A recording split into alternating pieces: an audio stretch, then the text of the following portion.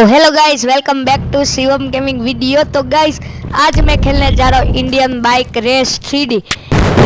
ये है पार्ट 1। आपके दिए गए चीट कोड से मैं मेगा रैम जंप चैलेंज करूंगा, पर आज तो चीट कोड है नहीं तो मैं अपने डालूंगा। इस वीडियो में आप चीट कोड कमेंट कर देना, अगले वीडियो में पिक करेंगे आपका कमेंट।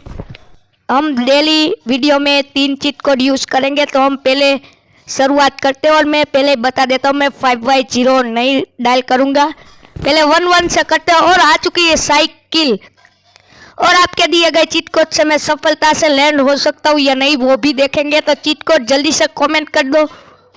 और ये साइकिल से मैं नीचे जा रहा हूँ फुल स्पीड में, और ये पंखे का आगे का बच गया मैं। डेली के हम 3 चीट कोड यूज करेंगे आपके दिए गए।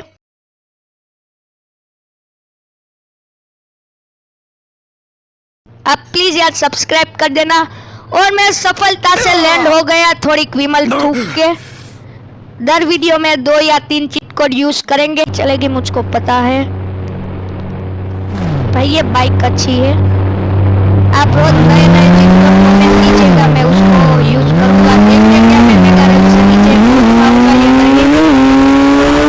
और ये गई मैं गया। और आज के वीडियो को इधर तक ही रखते हैं। आप नेक्स्ट वीडियो में चीट कोड कमेंट कीजिए, अगले वीडियो में आपके चीट कोड को मैं पिक करूंगा।